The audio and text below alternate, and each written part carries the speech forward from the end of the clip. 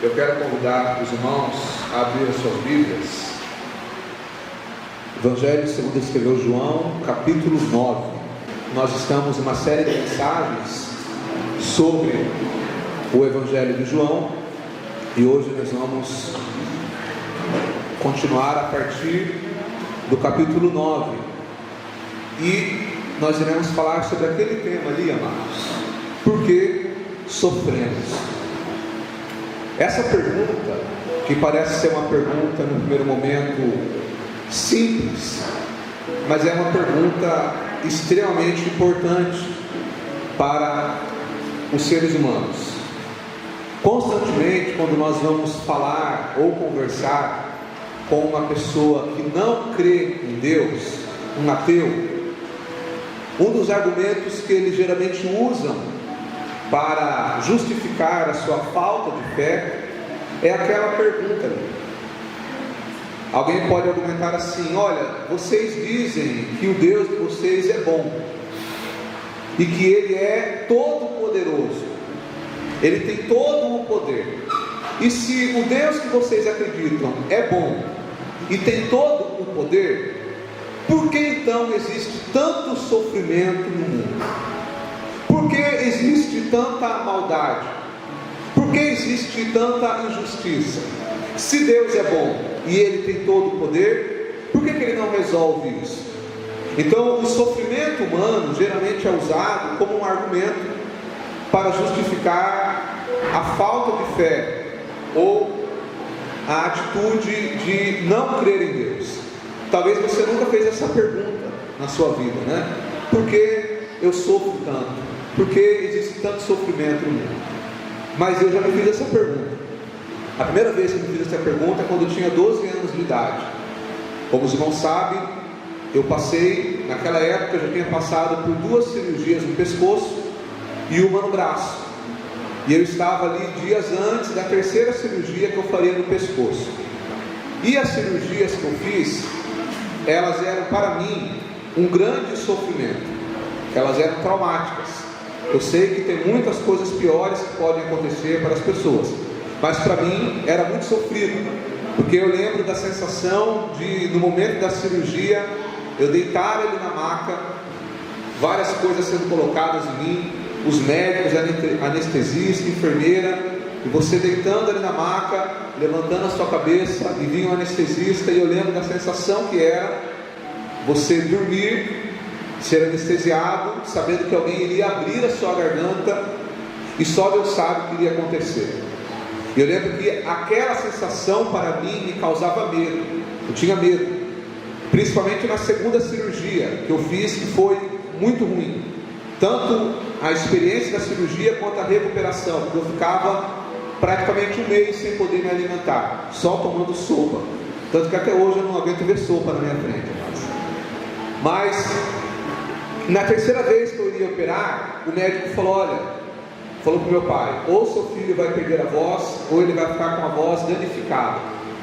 E eu lembro que semanas antes da cirurgia, eu ia deitar e eu chorava.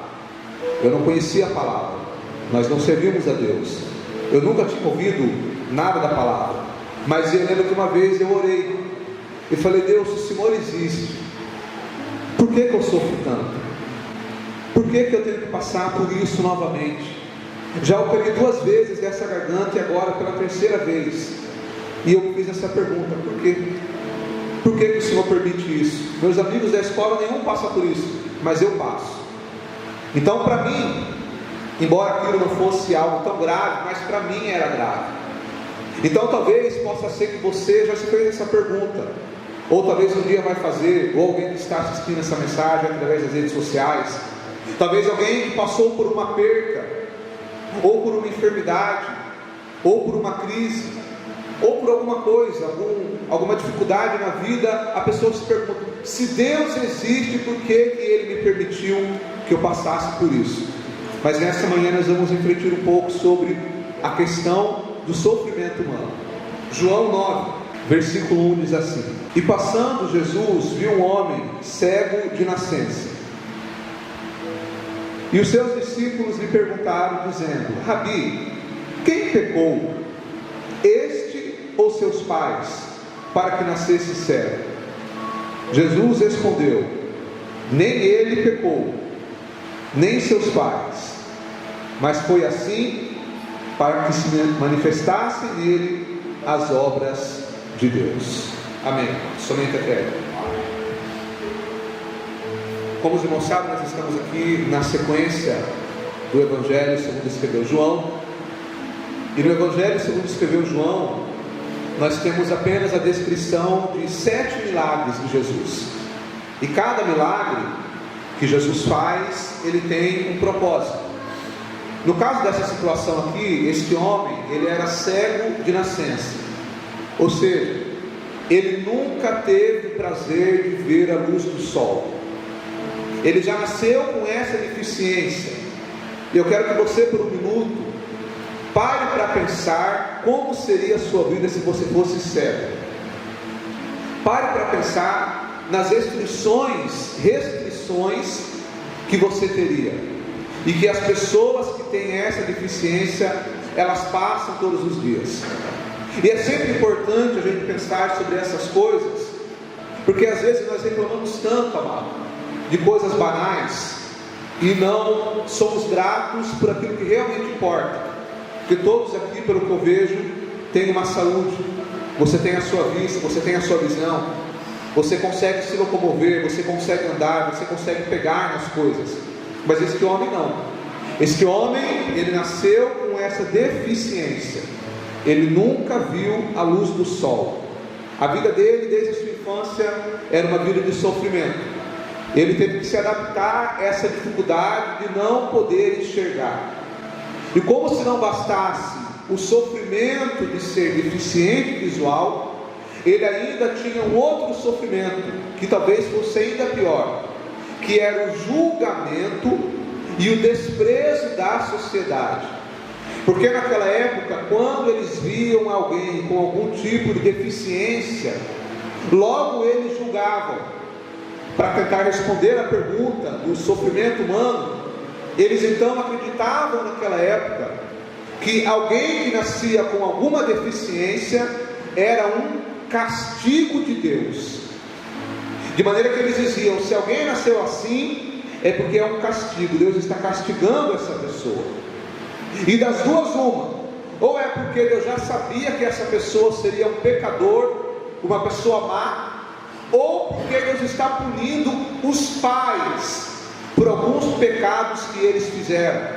E é por isso que os discípulos, ao verem aquele cego, eles perguntam: mestre, quem foi que pecou?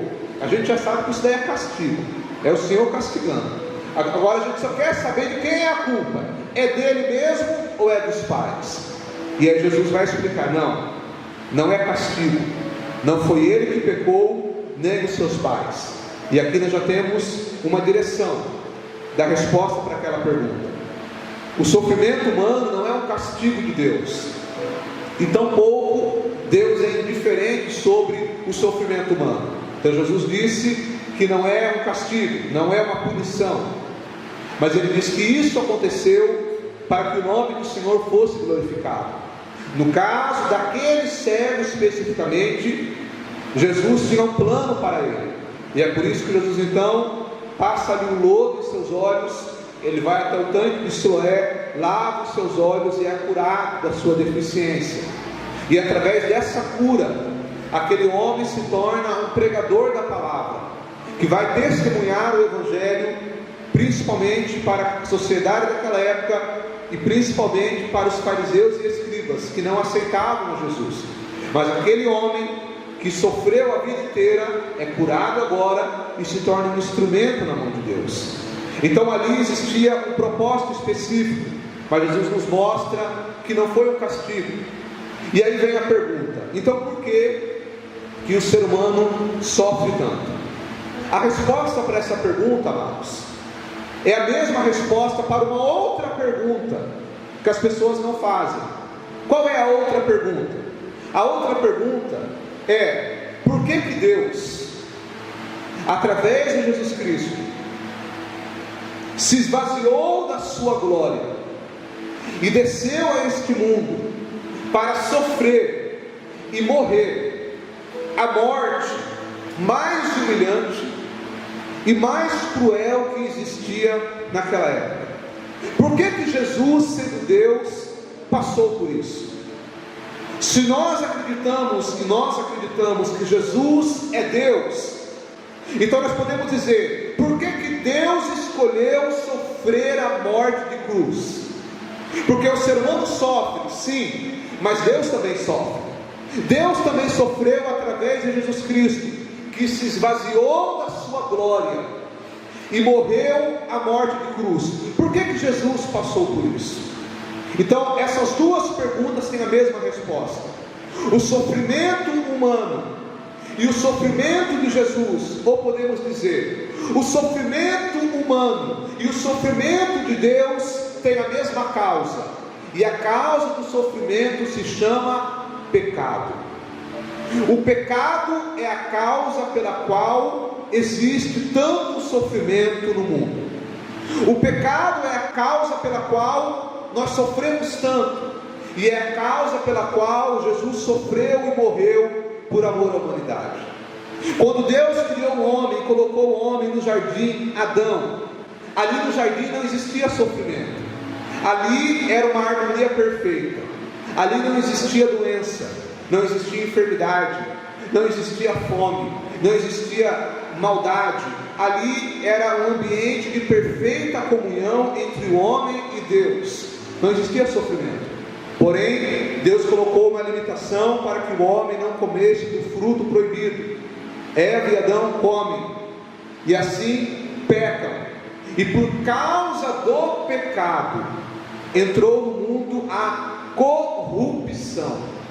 A palavra corrupção aqui é no sentido amplo. Corrupção primeiro no sentido do nosso corpo físico, que agora se torna corruptível. Quando Deus criou o homem não iria morrer, mas por causa do pecado o homem agora se torna mortal. E é por isso que o nosso corpo, ao longo dos anos, nós vamos envelhecendo, vamos estando sujeitos a enfermidades, a doenças e por fim a morte. Não era esse o plano de Deus, mas a Bíblia diz que o salário do pecado é a morte, e por causa do pecado entrou a corrupção do nosso corpo. E é por isso então que nós muitas vezes temos enfermidades, é por isso que muitas pessoas nascem com deficiência, é por isso que muitas coisas acontecem no corpo físico, deficiência física, deficiência mental, por causa do pecado, a corrupção que trouxe, o pecado que trouxe corrupção para o nosso corpo, e além de trazer corrupção para o corpo do homem, o pecado trouxe corrupção para a natureza, porque Deus criou o cosmos, tudo que existe, na mais perfeita harmonia, mas por causa do pecado, a natureza agora se torna desequilibrada, embora funcione, mas a natureza clama. É por isso que nós vemos tantas catástrofes naturais, terremotos, tsunamis, tantas coisas, é a natureza clamando por causa do pecado do homem. Então o pecado trouxe sofrimento para a humanidade, e também por causa disso, Jesus agora vem ao mundo, e ele sofre a agonia da cruz, é açoitado, esbofeteado, crucificado, envergonhado, e morre por nós na cruz do Calvário, para que nós agora tivéssemos a redenção dos nossos pecados. Através da cruz de Cristo, Deus ele vai resolver o problema do pecado. Deus ele vai resolver a causa do sofrimento. Por enquanto, Deus ele resolveu a causa, mas ele não tirou o sofrimento, que ele vai nos livrar do sofrimento quando ele nos tirar desse mundo, e nós estaremos com ele para sempre na glória. Mas por enquanto nós vamos sofrer.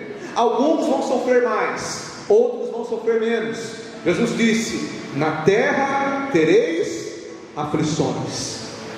Mas a grande questão é que para aqueles que creem em Jesus Cristo, nós temos uma esperança, nós temos uma alegria de saber que mesmo que aqui neste mundo nós soframos dificuldades, provações, angústias, angústias e tristeza, mas nós temos uma esperança que o Senhor nos arrebatará dessa terra e nós estaremos com Ele para sempre.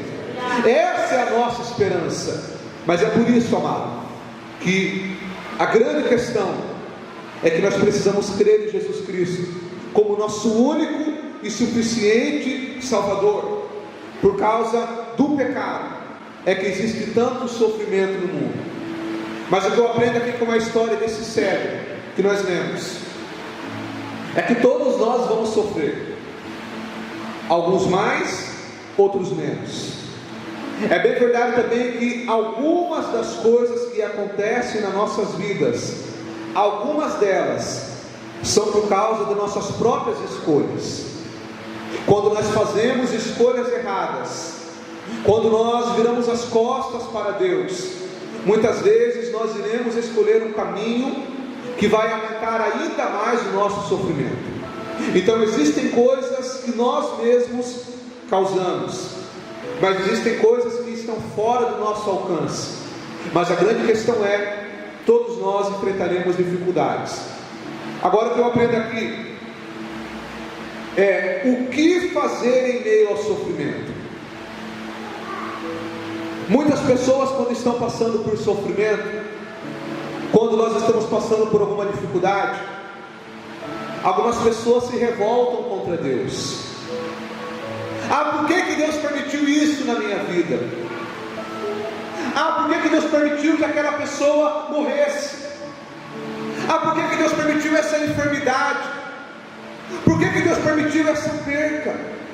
Por que Deus permitiu que o meu casamento ruísse? Por que Deus permitiu que esse meu sonho desse errado? E muitas pessoas se revoltam contra Deus. Mas o grande segredo, amado, é que nós, mesmo em meio ao sofrimento, nós entendamos que Deus é glorificado em todo momento.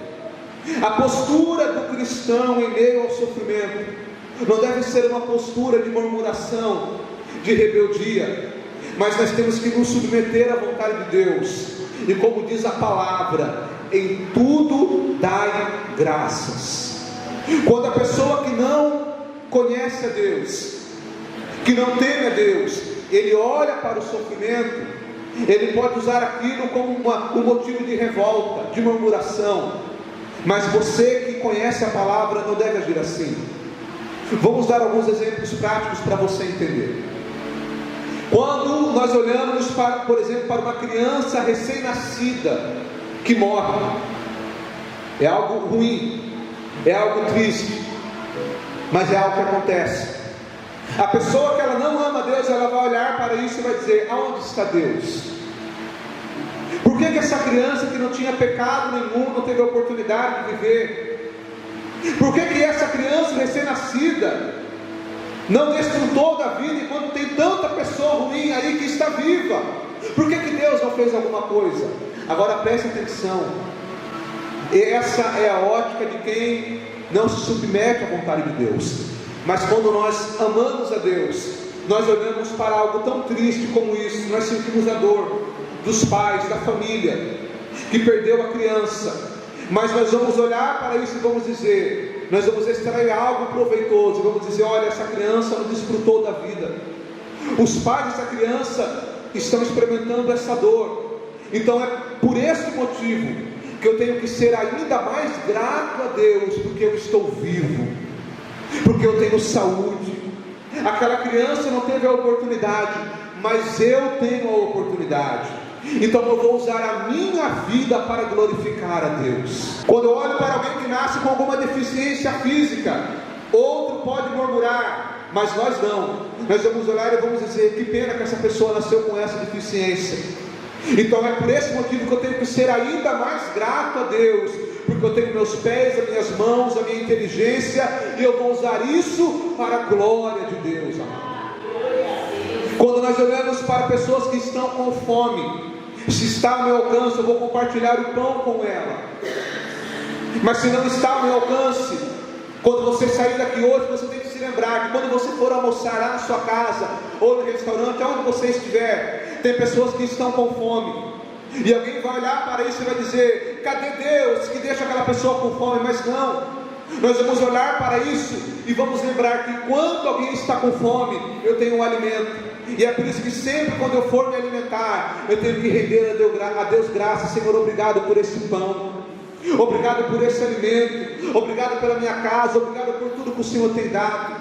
Então, quando nós olhamos para o sofrimento humano, nós temos que render a Deus graças, porque o Senhor tem dado a nós a oportunidade de ter o que muitas vezes alguém não tem. E mesmo quando o sofrimento é com você, você tem que se lembrar da história de um homem. Já estou finalizando. De um homem por nome de Jó. Jó, que é um exemplo para nós de como nós devemos agir em meio ao sofrimento. Porque Jó foi um homem que experimentou um sofrimento tamanho que nenhum de nós aqui experimentou e nem conseguiria suportar. Jó, ele teve que suportar 5 golpes terríveis na sua vida. Deus vai permitir um sofrimento tamanho na vida de Jó em 5 esferas.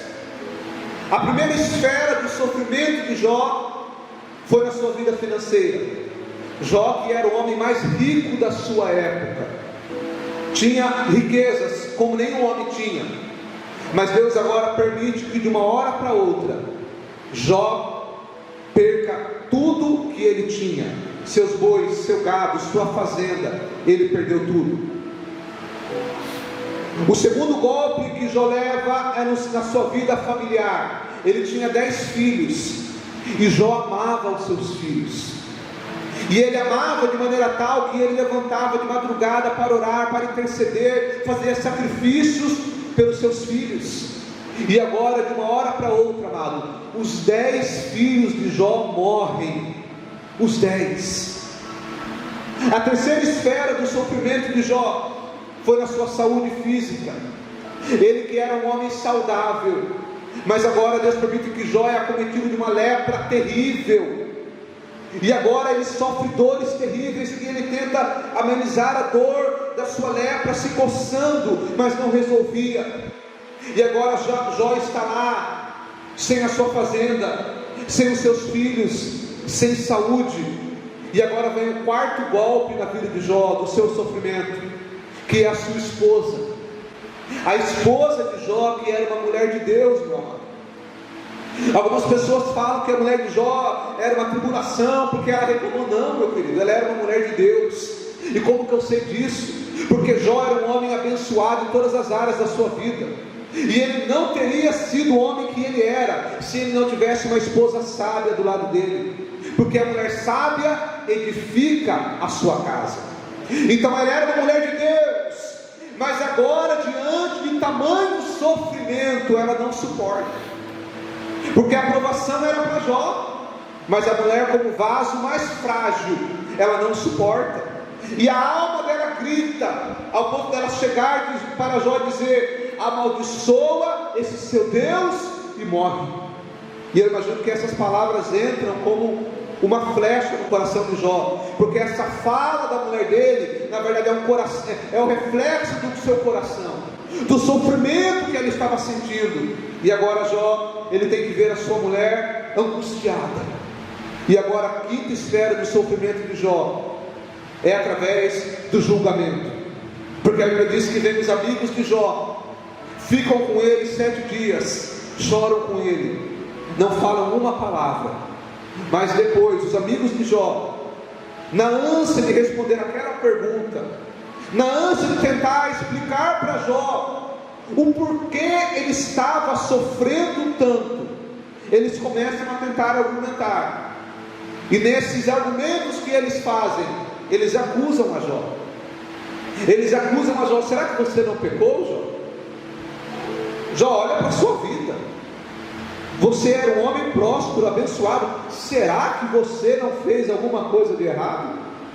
Eles acusam Jó até mesmo de adúltero. Será que você não traiu? Eles acusam Jó até mesmo de ladrão. Será que você não enriqueceu à custa de órfãos e viúvas? Então Jó agora ele sofre a dor do julgamento.